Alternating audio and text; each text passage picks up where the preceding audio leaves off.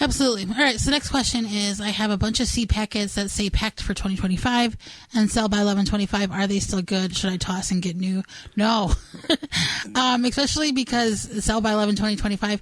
It's only been, the best buy date is like, what, 4 months ago? Right. And the reason why they do this, and this is something to do with the United States Department of Agriculture, with seed corporations, seed companies, that you have to, the date in which the seed goes in, it has to be sold by the end of that calendar year, whatever the date, like 2025.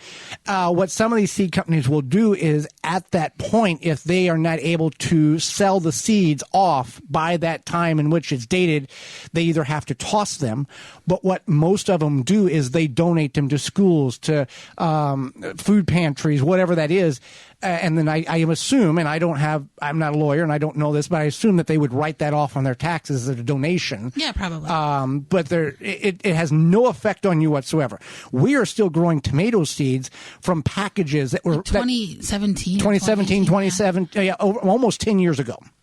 And this next question will reference what I'm about to say, so we'll ask the question here and then finish my thought from the previous question. Okay. Which seeds need to be purchased every year? Read something last year and thought I need to replace those and forgot which ones. So there is seeds that have a shorter shelf life. For example, leeks, onions, parsnips are 3 different varieties that typically have a lifespan of 1 to 2 years.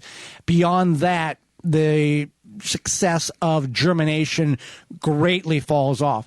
The rule of thumb with seed packets is, if it says it was manufactured in, let's say, 2020, and we're in 2026, you lose 10% of the overall chances or viability of that seed to germinate every year. So if you've got 6 years, you've lost 60%. You've got a 40% chance of that seed actually germinating.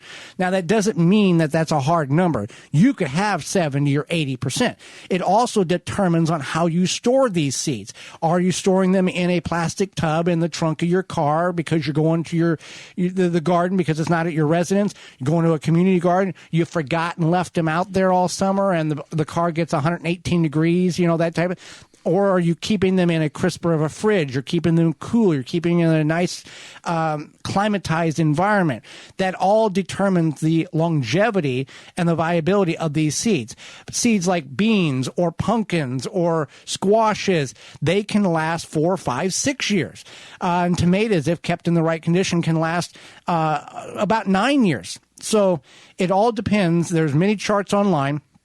Cross-reference your charts. Just don't go with the first one you see. Look at 3 or 4, and if they all kind of average out to be 3 to 5 years, that's what it is. I mentioned parsnips. They're like 1 to 2 years. We had parsnips grow one year and it went to seed, which it's like a palm tree. It looks like, and they're parsnips. We saved those seeds and they were like 5 years old, and I just dumped them all in the garden just to get rid of them, and like all of them came up. So I remember that. Yeah. It just looked like a field of clover. So that's not always the rule of thumb, but be aware that some seeds are not going to do as well. I'm dealing with that right now. We had some leek seeds from 2020 that we're trying to, not have to go buy seeds, but they're not doing so well. So we're going to have to purchase leek seeds because we've utilized all the ones that we saved, waited too long, that whole thing. So